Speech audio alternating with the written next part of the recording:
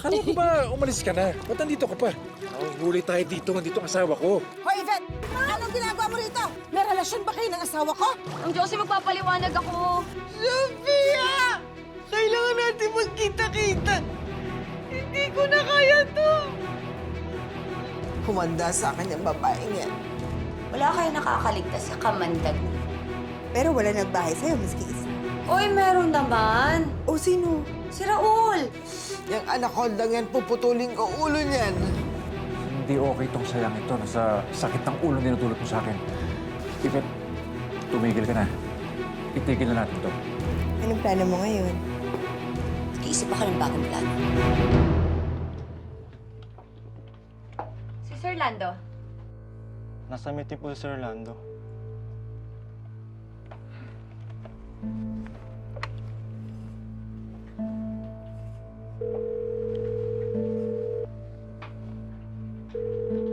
Sir Lando, meron akong iiwan sa mesa mo, ha? Pakibasa na lang. Importante.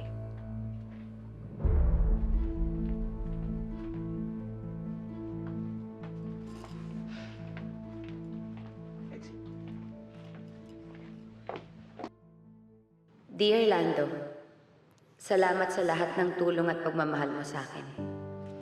Hinding-hindi kita makakalimutan. Ngayong wala na tayo, wala na ring saysay para magtrabaho pa ako bilang sekretarya mo. Masakit, pero kailangan ko rin mag-move on. Nagmamahal, Yvette.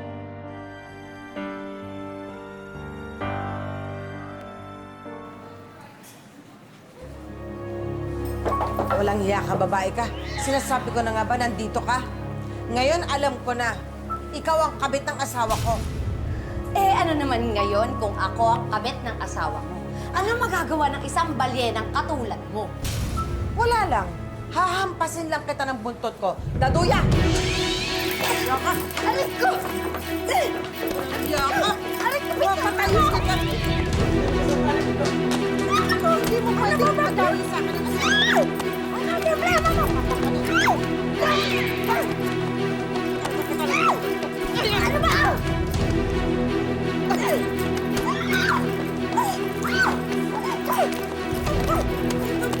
Anong ginagawa mo? Inaagaw mo! Nakabata ka!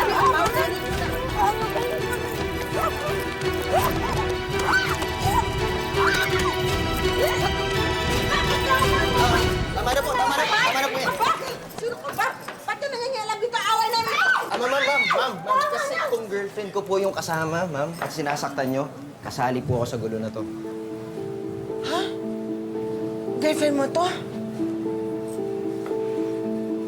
Eh, si Lando, yung asawa ko. Hindi ba ikaw ang kabit ng asawa ko? Yvette, ano pinagsasabi niya? Ewan ko ba dyan? Ikaw naman kasi, Ma'am Josie, ako sa kanang ako sa. Pwede po ba kung may problema kayong dalawa ni Sir Lando, huwag niyo akong dinadamay? Sinabi ko lang naman yun sa'yo sa beach dahil alam ko magpuputok yung butsi mo pag nalaman mong ako. May boyfriend ka pala? Oo naman, sa ganda kong to, nagtataka ka. Siyempre may boyfriend ako. Hindi ko kasi alam. Eh, sa mga ikinikilos mo kasi sa asawa ko, parang inaahas mo. Ma'am, sorry po pero sana po sa susunod, ma'am, sisiguraduhin niyo muna. Hindi yung sumusugod ho kayo agad-agad para wala sana nagkakasakitan. Naku, baby, thank you, ha. Buti na lang tumating ka.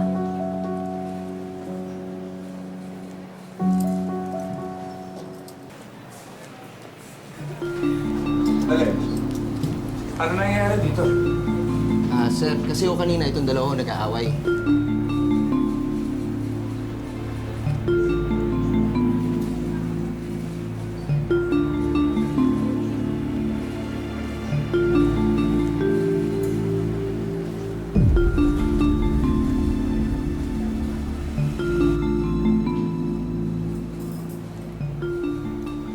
Sorry, Yvette, Eh, ginawa niyo po akong punching bag, eh. Alam niyo, ma'am, hindi ako magtataka kung maghahanap ng iba si Sir.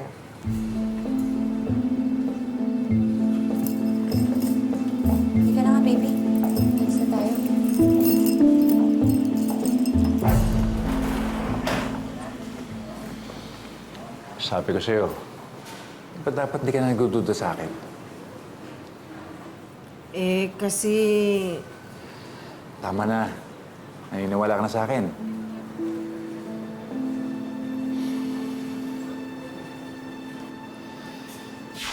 So, hindi si Yvette ang kabit. Pero naguguluhan ako eh. Pero at least, may napatunayan ako sa nangyari. May taste pa rin ang asawa ko dahil hindi siya papatol sa babaeng katulad ni Yvette. Ang tanong, andun pa rin. May kabit kaya si Lando?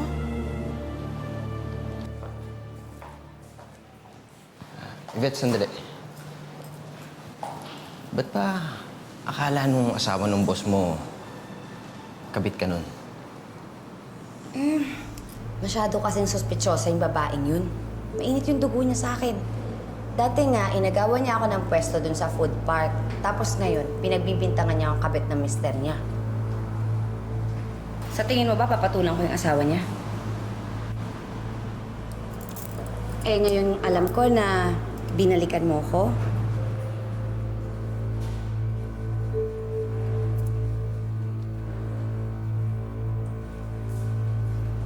Pero salamat ha. Kasi pinabayaan mo ako ulit na mahalin ka. Mahal din naman kita eh. Ikaw lang kaya yung naiiwan dyan. Kaya mo na nga yun. Kaya kain tayo. I-date kita. Sige.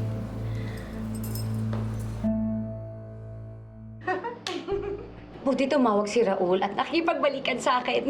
O, di ba? Sabi ko sa'yo, maganda yung plano ko. Eh, di inakala ng balyena na yun na yung ex mo, yung jowa mo ngayon. O, At sobrang pahiyang-pahiya ang balyena. eh paano yan? May Sir Lando, may Raul. Pagsasabay mo yung dalawa? Pwede. Basta hindi nila malalaman. Baliw ka talaga sa bagay. Ang daming papandesal ni Raul. Akin na yung pandesal na yan. Huwag ka na makikihati ka pa eh.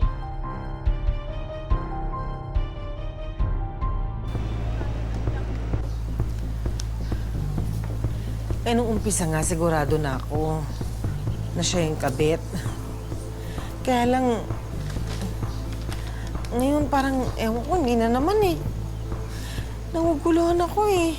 Ang punto ko, hindi imposible na dalawa ang lalaki ni Yvette.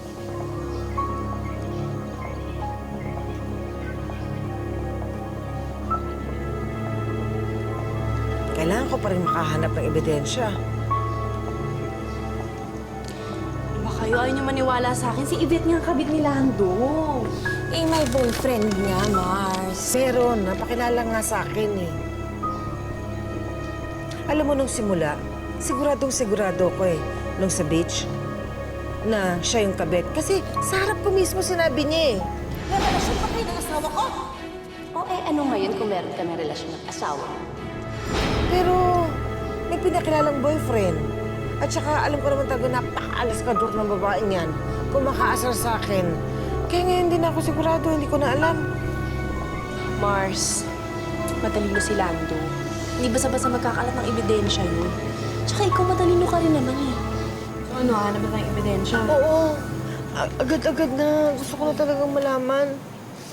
Ano? Kailan? Alam ko na gagawin natin. Mauuna na ako kasi. 20 minutes na lang, may meeting ako. Sayang naman, insurance na yun. Kita rin yun, di ba? Una na ako. Kita tayo, ha?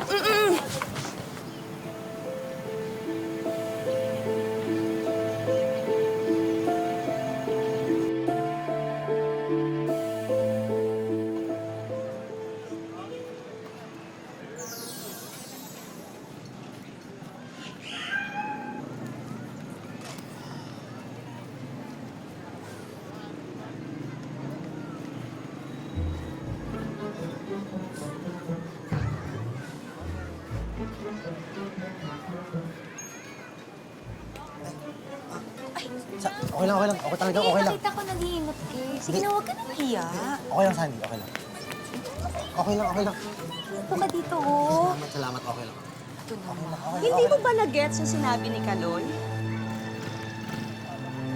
O sadyang manhid ka lang talaga? Ang sabi niya, tantanan mo raw siya sa paglalandi mo. Ay! Grabe ha, malandi talaga agad. Friend, para hindi naman tayo magkaibigan. Friend? Hindi kita kaibigan. Dahil wala akong kaibigan nilalandi ang asawa ng kapatid ko.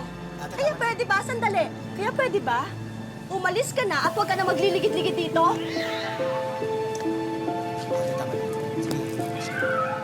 Okay.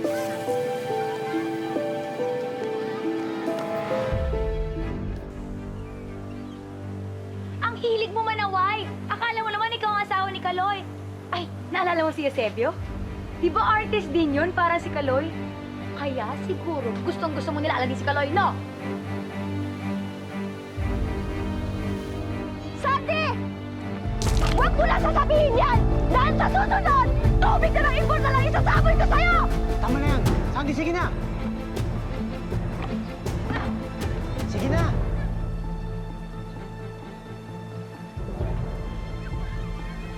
Siguro naman tatantanan ka na ng malanding yun. Hindi ko alam na gagawin mo yun eh. Kapatid ko pa rin si Marge Kaloy, kaya kaya kong gawin yun.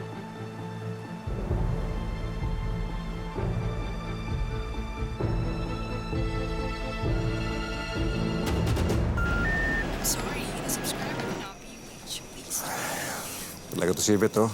Papalit-palit pa ng number.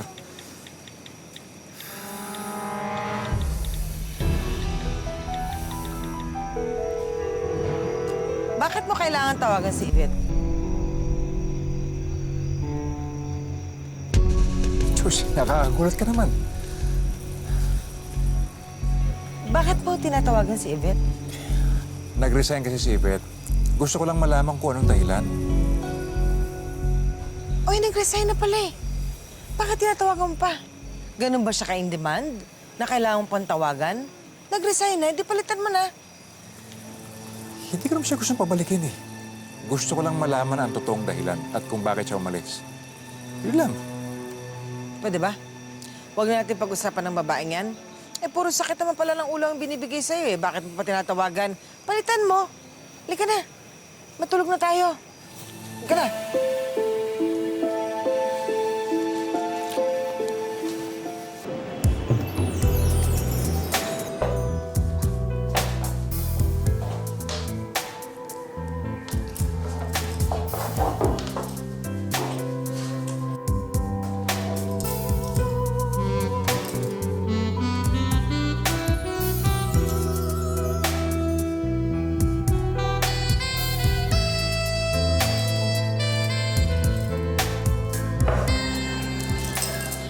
Parang wala nagbago, no? Alam mo, nung nakita tayo, bumalik lahat ng feelings ko sa'yo.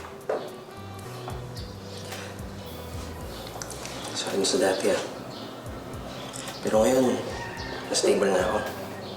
Nakaipon na ako. Kabababa ako ng barko.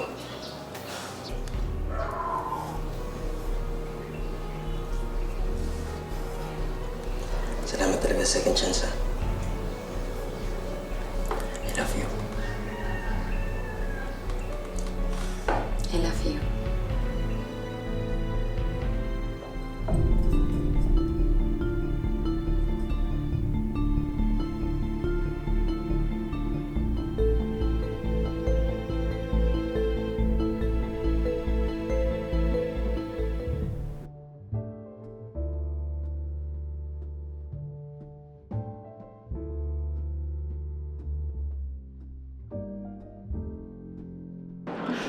Ano ba yan? Terno ko pa yung mesa. Babe, sorry, ah. Kasi pinareserve ko talaga to kasi alam ko favorite mo yung red.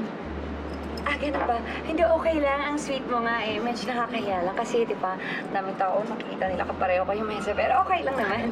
Ang sweet mo. Thank you, ha? Bagay naman eh.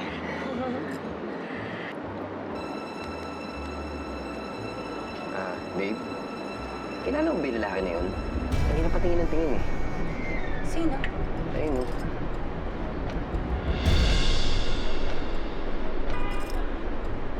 Ay, hindi. Hindi ko kilala yun. Baka naman sobrang ganda ko lang ngayong gabi, kaya Alam mo na, tinitingnan niya ako. Cheers. Di ba, sabi mo kanina nababanyo ka? Antayin na kita, wala pa naman yung order natin eh. Okay, sige. Okay ka lang dito. Oo naman, sige. Sige, excuse ah. Sige.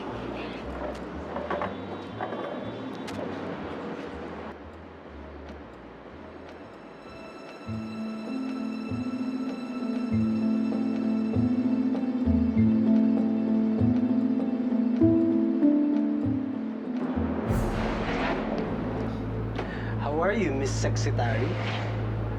Pinapasundan ba ako sa'yo ni Sir Lando? Bakit? Bawal ba kumain dito? Hindi. Gusto mo ba siya kausapin? Bakit? Nandito siya? Eh, di kausapin mo. Nando, gusto ko daw kausapin. Ipet? Bakit ka nag-resign? Hindi ko na rin makakontak yung dati mong number.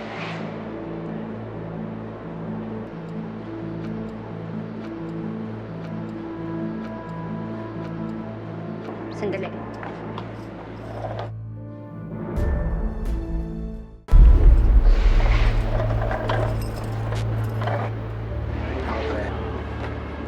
Ano? Palit ka na, no? Wala yun. O, sige, mortar muna tayo. Peter!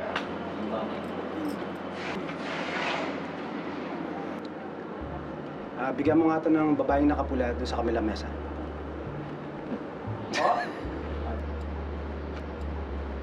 Hindi. Ano sa'yo? Isang beer lang ako. Eh, ako rin, Bill. Nagloloko mo na naman yung bata. Okay lang yan, pre. Marami pa naman eh. Bibigyan kita. Hindi ka ba naiilang? Gusto mo lumipat na lang tayo? Oo nga eh. Lipat na lang tayo. Hindi lang tayo makapag-moment dito eh. Dito kasi sila. Okay, sige. Yung bill ko, ko na. Hindi, mamaya na. Tumawag ka na lang muna ng taxi. Okay, sige. Okay ka lang dito, ah. Oo, okay lang ako. Okay, sige. Ayun, pre, kausapin na. Gusto niyo kasama. Go, lover boy. Ipet, mukhang may bago ka ng boyfriend ah. Saan ba nakilala yan? Ano bang pakialam mo kung saan ko siya nakilala? Buti pa nga siya may paninindigan eh. Eh, ikaw, wala. Alam mo na may asawa ko, di ba? Kaya nga hiniwalayan mo ako, di ba? Ipet, usap ka naman. Bigyan mo sa akin kahit yung number mo lang. Please. Hara.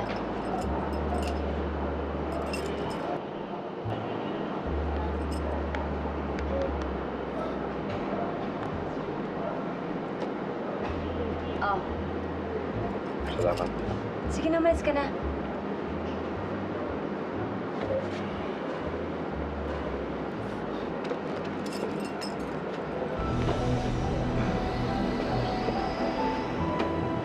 Desperado ka na, pre.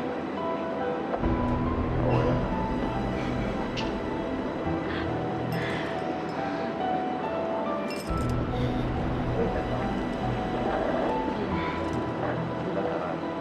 Waiter. Lakas. Waiter.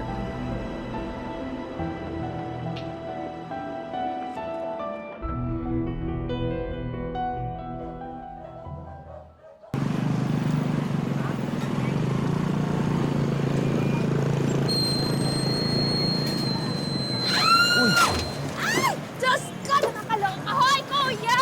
Grabe, hindi ka nag-iingat! Hoy, pag ako ba namatay, bubuhay mo yung pamilya ko, ha? Ito, asawa ko sa bubuhay mo. Marge, Marge, tama na, tama na! Sorry, please. Dan? Marge? Dan, ikaw ba yan? Uy, ay, hello! Hello! Kailan ka ba nakabalik sa'yo? Akala ko nandun ka. I came back last month. Actually, tapos na kasi ang ginawa kong bridge sa New York. Kaya umuwi na ako. Grabe, bridge sa New York. I'm planning to start up a firm here as well. Big time architect ka na talaga. Ang galing naman.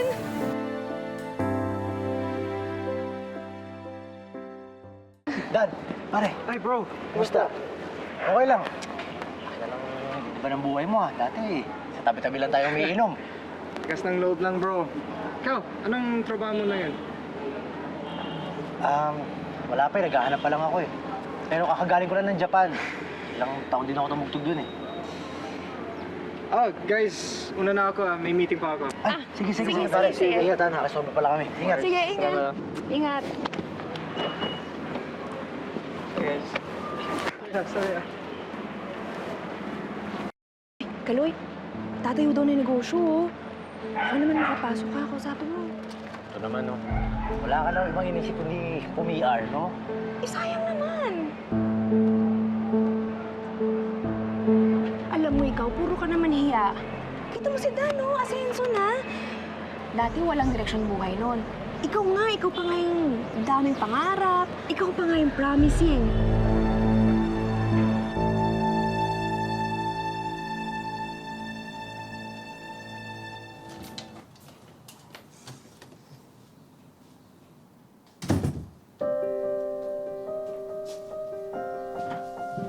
Naguguluhan ako eh. Hindi si Yvette ang kabit. Ang tanong, may kabit kaya si Lando?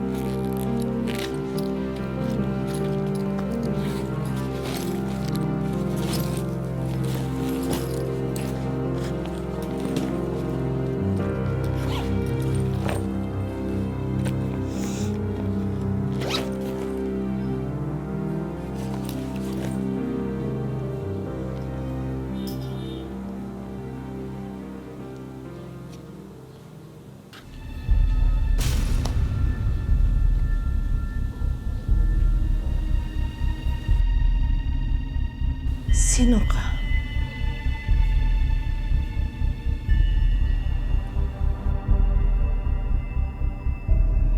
Lisa? Yun yung kabit mo dati? Huwag ka na magbalinis, Lando!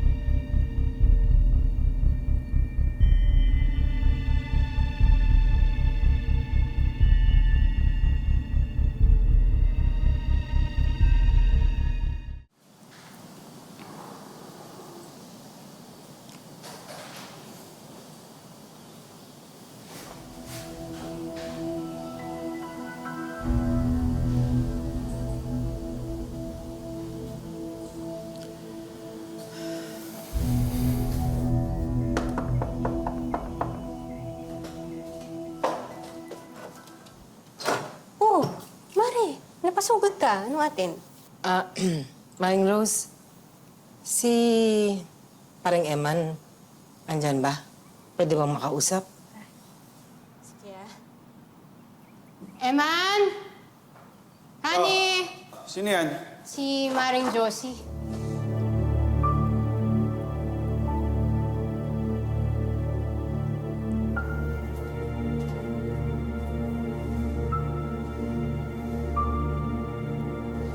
Amaran Josie, pinapunta ka ba ni Lando dito para pabalikin ako sa agency? Tama. Ikaw nga ang taong dapat kong makausap. Pwede ba tayo mag-usap?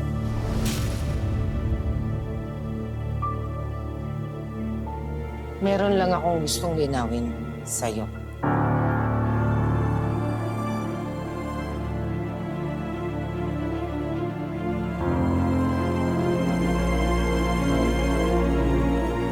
Magsabi ka sa akin ng totoo. Sino ang kabit ng asawa ko? Amaran Josie, relax ka lang. Hindi ko talaga alam. Wala akong alam. Imposibleng wala kang alam. Matagal na kayong magkumpare, matagal na kayong magkaibigan. Lahat ng lihim ninyo sa isa't isa, alam ninyo. Magtapat ka sa akin. Amaran Josie, paulit-ulit na lang ba tayo? O nakita mo, nag-away kami sa opisina, di ba? O, nandun ka pa.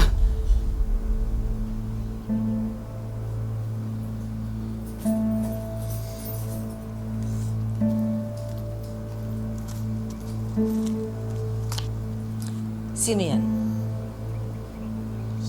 Sino yan?